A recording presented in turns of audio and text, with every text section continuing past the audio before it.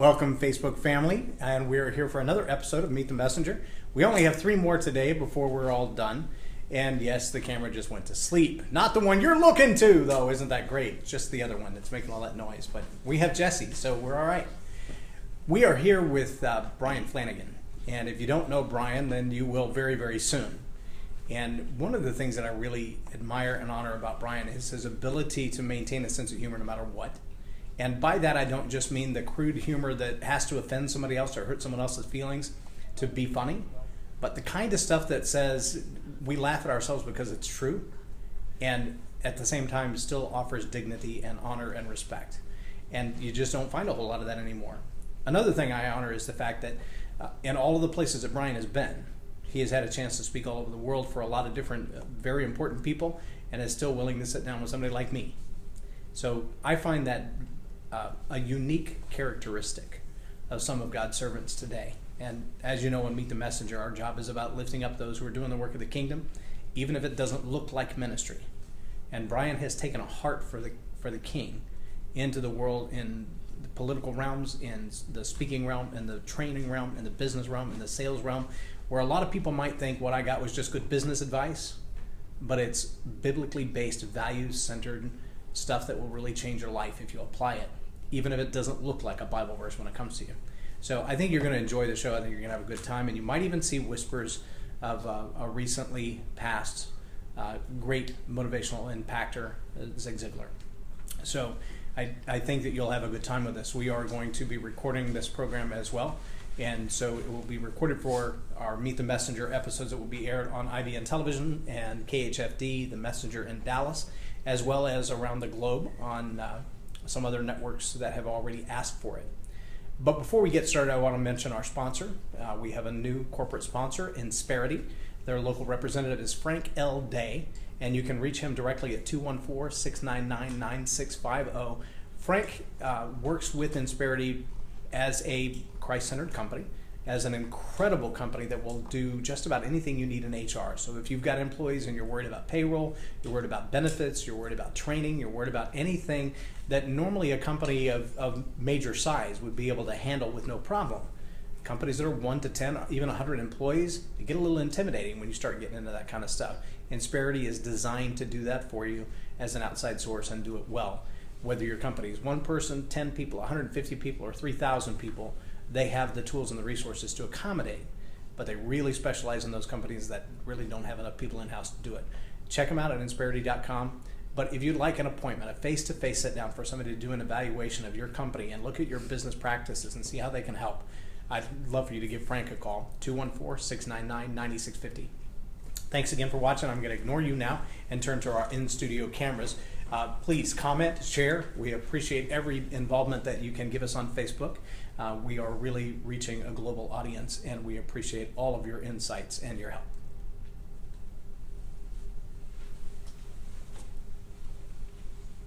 Welcome to Meet the Messenger. I am your host, J. Lauren Norris, and I have in studio with me a guest today who I've seen speak in a lot of different environments. And as communicators go, there are those traits that we pick up from the people that we're around, and we think, wow, that was a great idea. I think I'm going to have to adopt that. And there are traits that we look at and go, I don't ever want to do that in front of a crowd. There are also those crowds that you love to speak in front of because the applause is so large and the lights are so bright and the paycheck is so big. And then those crowds that you sit in front of and you think, I hope he's going to stay when he's done speaking because I'm next. And I think I've been willing to see just about all of those people. Not all of them are worth the time. I have to be honest. Some of them on those big stages, they speak to hear themselves speak. Our guest today is not one of those kind of guys. He's one of the guys that says, I'm obedient to the king, whatever that leads me to. I don't care about the size of the crowd. I don't even care about what they hired me to speak about. I'm going to share what God's laid on my heart today. And I think that diligence, that commitment to excellence has marked the life of Bryan Flanagan. Bryan, I'm honored to have you here as a guest. I appreciate it. Thank you for the invitation. So I think the very first time I heard you speak was at a small crowd at a sales meeting. It may have been Tim Gillette's event. Okay. And I heard you speak, and I didn't know of your relationship with the Ziglar Corporation. I didn't know anything about your background or anything like that. When you took the stage, I went, wow, that's like Mr. Ziegler all over again. Well, you have to have a southern accent to work for Zig. You got to have that accent, yes. Well, unless you're Krish. Yeah. He has a southern India accent. It's a little bit different. So tell me about your journey. How did you get involved with the Ziegler Corporation from the very beginning? 1978, I was promoted from Dallas, Texas, to Dallas, Texas, from my home in Baton Rouge, Louisiana, as a sales instructor at IBM's National Training Center. Wow. I'm going to date myself here, but I sold typewriters and copiers with the IBM Corporation. Wow. For your children before keyboarding, there was something called typing. So I got here in 1978, and I wasn't a very good salesperson. I've been in sales for 6 years. Now, that doesn't mean I didn't sell a lot. I did sell a lot. I sold my furniture and I sold my car. But when I got to the staff, I was competing with 24 other people on staff who were from big cities, and I thought of myself as a little guy from a little town with a little self-image, and I couldn't compete against these people from Catherine's from New York, Linda's from Chicago, Ron was from Seattle, and I just didn't think I could compete. One of my buddies saw that, and he said, you need to go buy this book. So for $12.95, I went to a downtown bookstore in Dallas, Texas, and I bought a book by some guy I'd never heard of by the name of Zig Ziglar. The name of the book was See You at the Top. I get to page 48, there's one sentence that captured my attention and changed my life. That one sentence said, you cannot consistently perform in a manner that's inconsistent with the way you see yourself. Wow. My mother told me that for 30 years. My wife had told me that for the 8 years we'd been married. But until I read that, I was missing success by a distance of about 12 inches. And that's the distance from your head to your heart. $50,000 we estimated that IBM had spent on us to train us, but they invested in training for that first 6 years, and they didn't get a very good return. I go out and put $12.50 on a bookstore countertop, and I buy this instruction manual, and it changes my life. And that $12.95 investment outperformed the 50. Because what Zig was saying was, Bryan, you can do it. You have a low deserve level. Let me help you raise that deserve level. Wow. And it really impacted my life. So I learned two things. You need to invest more in yourself than you do in your career. And the second thing is that personal growth precedes professional growth. So why is it so hard for people to value themselves to begin with? Tough world out there. I became a Christian at age 40. I had a date, this is my journey, I had a date with the woman I'd fallen in love with. I had a blind date. She didn't go out with me again for 8 months. She regained her sight on that date. And I had to pursue her. I had to earn her. About the same time I was going out for the LSU basketball team as a freshman. I didn't have a scholarship. I had to earn my way on the roster. I had to earn my sales at the IBM Corporation. I had to earn my promotion at the IBM Corporation. So I was performance-based acceptance. There's a lot of people that base their net worth on their self-worth. And there's a lot of people that base self-worth on their net worth. Wow. Yeah, and I live in Plano, Texas right now, where it's a tough place to raise a family, much like anywhere in the world to raise a family. But there's a lot of flash, dash, and cash going on in North Texas. Yeah. So the performance-based side was me. I had to earn stuff. The world causes that. We get caught up in the world, and that's what happened to me. So we get caught up in that world system that says the better the car, the better the person, obviously. Yeah, yeah. The nicer the house, the better the family. Sure. And people like that don't have problems. Facebook has caused that in this generation. My generation with the cars and the houses and the swimming pools, the golf club membership. But Facebook is causing that because I see you and your family. Boy, what a great picture. Perfect family, no problems. But they see the perfect side of that for that picture and don't know we go home and argue on the way home from the photography studio. And that's so also easy caused. To take a snapshot. Yeah, so the world causes that. The world with technology has caused that. I think a lot of people have their self-esteem dented daily by going to Facebook. I'm not a big Facebook guy. Great platform, great invention. All things are good, but it's misused like a lot of other things. Yeah, I think there are a lot of people who would agree that it's becoming an addiction. And yeah. It's a personality addiction as well as a behavioral addiction. Sure. A lot of people miss that. Relationships, you get addicted to those certain relationships. And well, I'm a sales guy. Here's what I worry about. And I work with a lot of universities that are raising up the next generation of salespeople. I'm afraid that new salespeople, younger salespeople entering the sales world, are hiding behind social media. They're confusing what I used to do, which was this face-to-face relationship, shaking hands, understanding, learning interpersonal communication skills. And these kids have 10,000 friends, but they met 6 of them. Right. And that scares me a little bit. I think we're losing a little bit of that common touch that we used to have, that you and I grew up with, where we were still a people business. Well, and I think we can take that one step further. I know when I was in sales and sales training, the big word was call reluctance. Call reluctance would be the word. And call reluctance can come in a lot of different forms, and it's a lot like its own type of an addiction. It's a self-worth problem. It's a self-application problem. It's a self-discipline problem. And it's a self-deception problem. And when you start putting all those things together, Facebook becomes, or Twitter becomes, or LinkedIn becomes a great mask. You know, I have 5,000 followers, or I send out an email to 10,000 people. My constant contact reaches X number of people. And you go back to that same thing. But how many have you actually had a conversation with? I remember those days of dialing for dollars. And, 92 phone calls equaled 3 conversations equaled 1 close on a great day. Yeah. But there were times that was 145 or 175 phone calls because most of those dials were busy signals or no answers, et cetera, et cetera. A lot of people have moved that volumetric exposure into the Facebook world or the LinkedIn world or whatever social media. And they think if I've got enough contacts out there, I can close. But the core of that, as you said earlier, is that you need some more water? I'm good. Okay, now what you just did there, you didn't reject me. You refused my offer. Right. And what happens, we take everything personally. And in a politically correct world, it's exaggerated. Because all you did is, Bryan, I'm fine with water. I'm not going to ask you that again because you hurt my feelings. And I'm not sure we're raising a tough society right now. Yeah. I don't think mentally and emotionally tough. Because when you say no, that's refusal, that's not rejection. When I go home, my wife doesn't care how you feel about her husband. I still have value, I still have worth. Yeah. But call reluctance and other reluctance like that leads to a misunderstanding of things.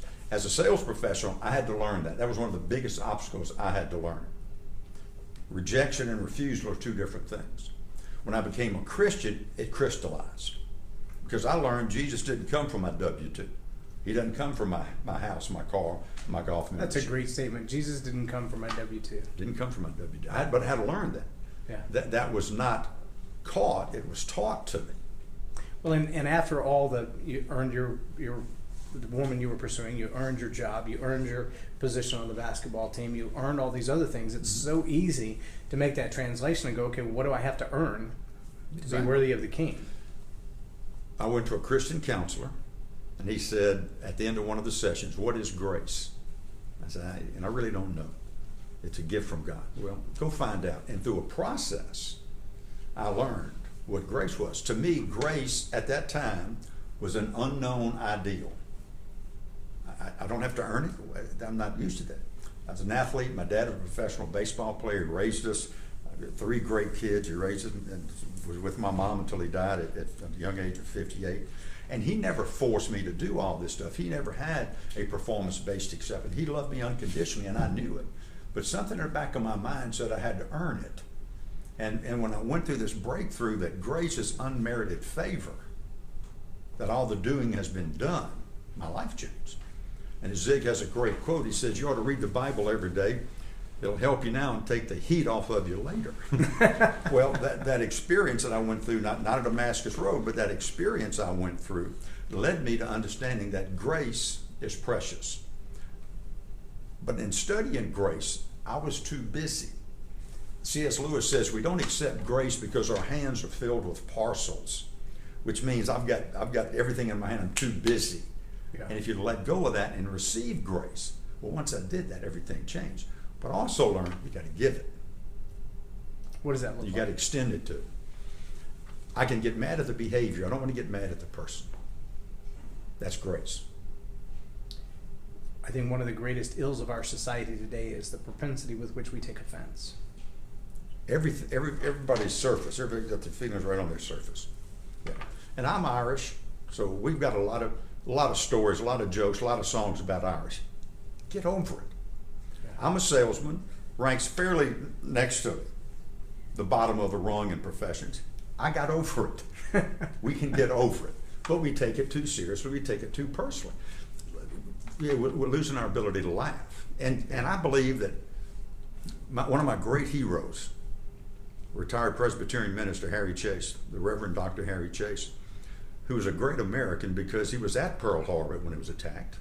He was given his first Sunday school lesson on December 7th, 1941, on a ship waiting for a boat to take him ashore. He looks at his watch around 7:30. There's no maneuvers today. What are we doing? And he survived Pearl Harbor. Wow. And he had a great line. He said that Jesus was filled with laughter. He said that Jesus went around for 3 years with these guys, and you know they had things that happened that were humorous. And that's too often we take everything so seriously, we don't take the fact that humor is a gift for some people. Yeah. When we come back, I want to ask a really pointed question about your communication gift and ministry. Thanks for watching with Meet the Messenger. My guest in studio today is Bryan Flanagan, and we really, really appreciate you guys being here today. We'll see you right after this. 12 minutes? At least. I need specificity. 12:59. Good. What? You messing with my head again? You're going to make it fluffy. She's always been messing with your head. Yeah, messing with your hair. Yeah, now you're making it stick up. No, it looks pretty over there. You We're can't be looking in at the it. dog's bed. It's comfortable. He's in the human seat. Might as well just sit here. How old is that dog?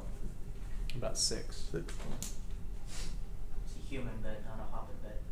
It's a dog bed. Guys, my wife bought a horse over the internet.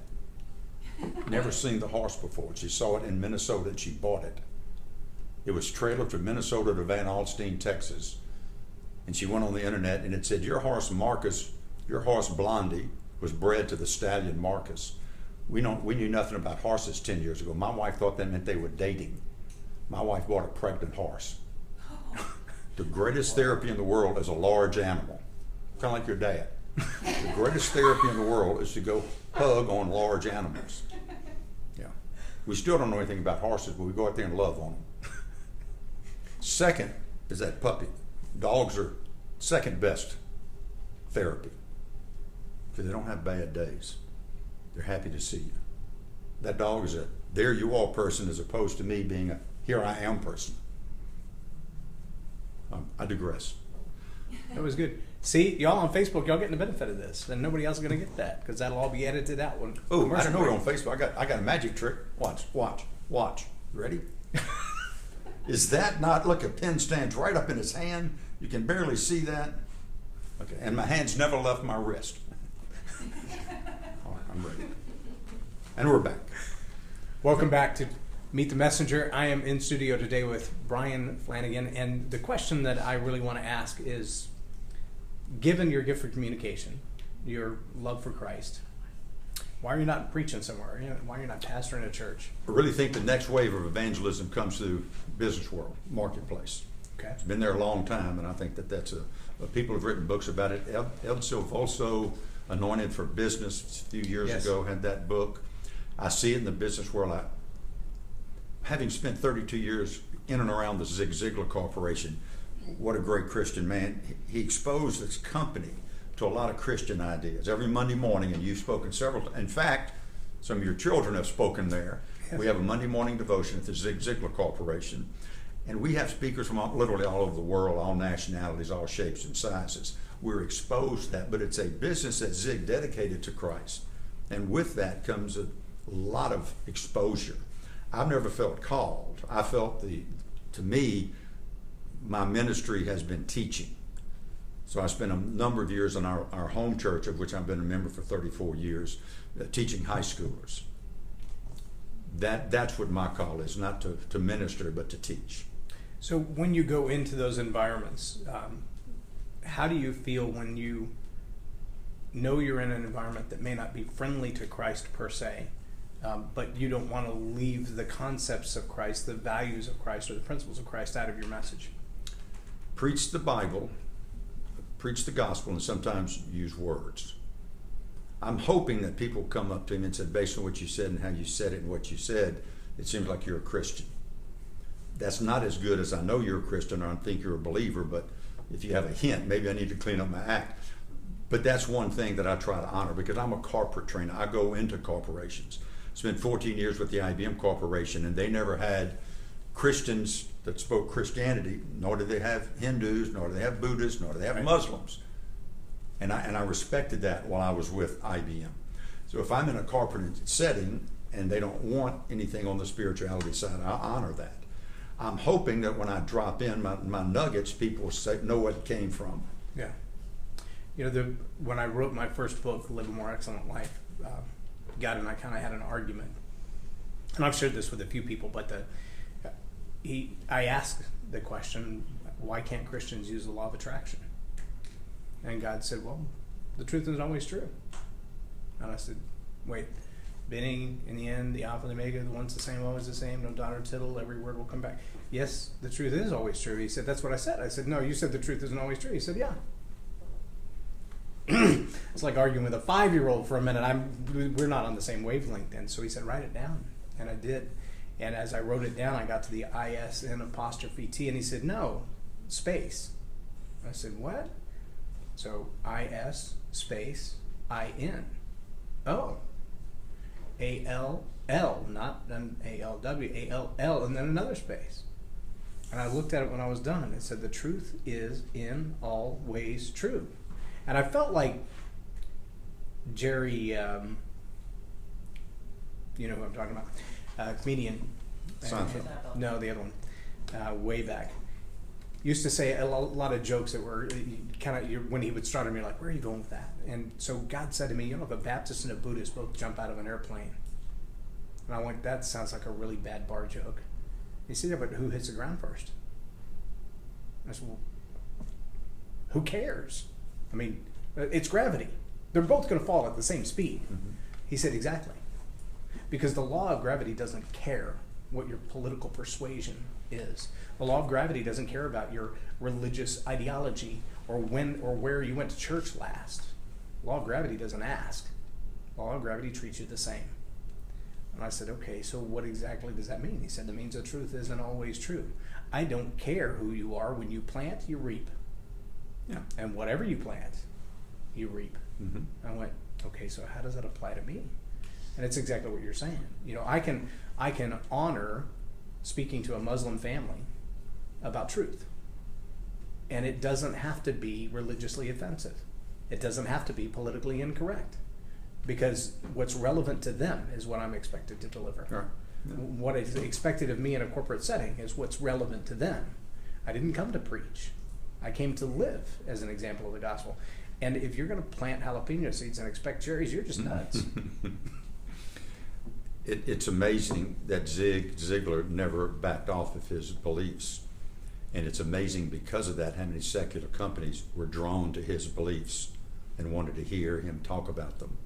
Maybe not so much from the Christian perspective, but the fact that the truth is the truth and these things work, and the reason they work and they're timeless is that they have been working time and time again for years.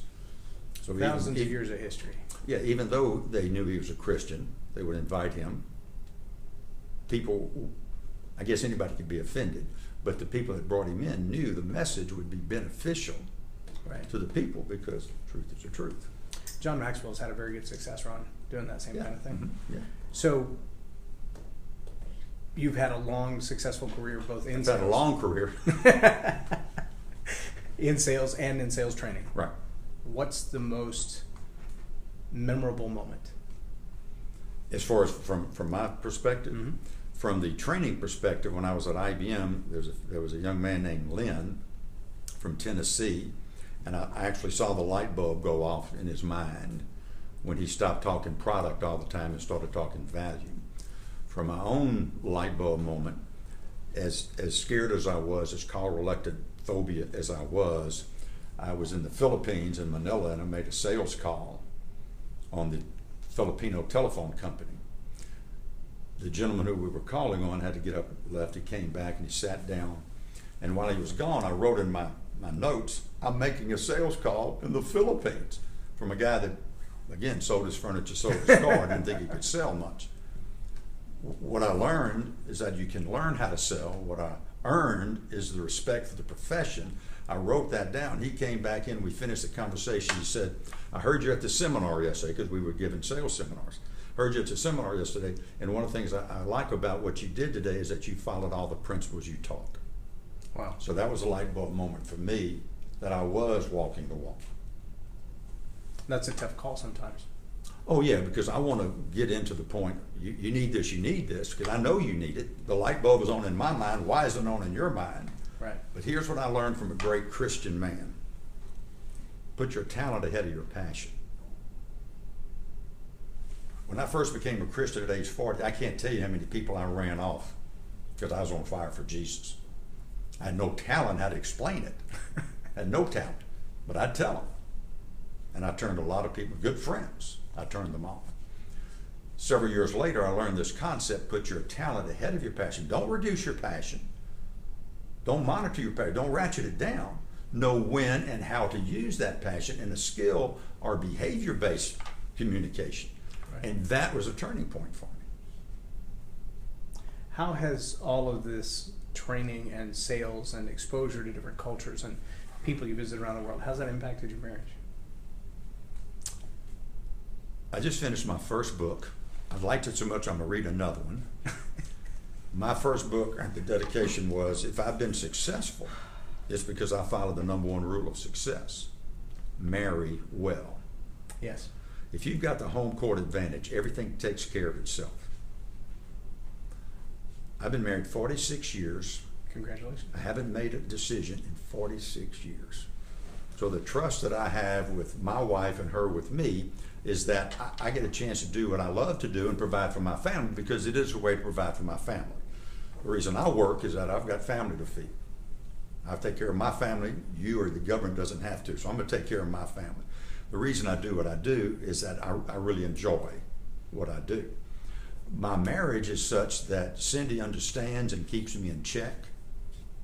She doesn't let me get too high or too low. She's my chief cheerleader. Call her on the phone, just missed a flight. She's there to give me a checkup from the neck up. It's been great. It's nice to have somebody who both supports you as a raving fan and is also... she's not a fan. she cuts through that many years ago. Yes, as a raving fan, also as a cheerleader. And also is able to keep your head out of the clouds. Sure. And say, okay, you need to mow the yard. Yeah, well, either that or... Stop believing your own press. Yeah, see, I'm not a big believer that I'm changing lives. That's up to you and Jesus. But what happens is that somebody comes to me and says, hey, I need help. Are you in the life-changing business? Come look at my garage and tell me if I'm in life. You don't want me changing your life if I can't organize my garage. And my wife and I laugh about it all the time, is that she'll say, yeah, let them come look at the yard you have intended to in a week and a half. So that keeps me pretty well grounded. But I sincerely believe that if you got the home court advantage, everything is so much easier in your life. So not to boil life down to platitudes, but in our closing moments, would you share a couple of words of wisdom, maybe for a young family who's just starting out and maybe he or she has chosen a career in sales and they're going, I'm terrified. I don't know what's next. I don't know where I'm going from here. Number one, your success is going to be based on two things: work ethic and self-belief. And number two, you're not in the sales business. You're in the problem-solving business. And the greatest profession of the problem-solving business is probably sales. Maybe not minister, maybe not counselor, but selling is a top-shelf profession of solving problems. If your helpful intent is to go solve somebody's problem today, you'll find a sales technique to work in that situation. But if your intent is to go out and get some money from somebody, I learned this from 12, 14 years ago. The intent behind your technique determines your ethics. So if my intent is to put you in a position where you can reach home safely, any technique I use is ethical. If I think that I'm going to put you in a position, and it may be a forced fit, I've got to stop selling until I know it's a better fit. Because the intention behind my technique determines my ethics or my professionalism. Very nice. Bryan, I appreciate you taking the time to stop by today. Thanks for the invitation. Yeah. Appreciate Thank sir. you. God bless. Thanks. Thank you for watching Meet the Messenger. I hope you've enjoyed our time today with our in-studio guest, Bryan Flanagan. And if you are looking for good sales training, just look him up on Facebook. He's not there all the time, but if you'll connect with him, you'll connect with good people who can do great work in your sales organization. So you have a website they can visit? I do. FlanaganTraining.com. FlanaganTraining.com. 2 N's and 2 A's. Not together. FLANAGAN training.com. Very good. FlanaganTraining.com. We appreciate you watching. Have a great day. Very good. How about the studio crew? What about the crew, huh? 27 minutes and 4 seconds. Dead on. It's like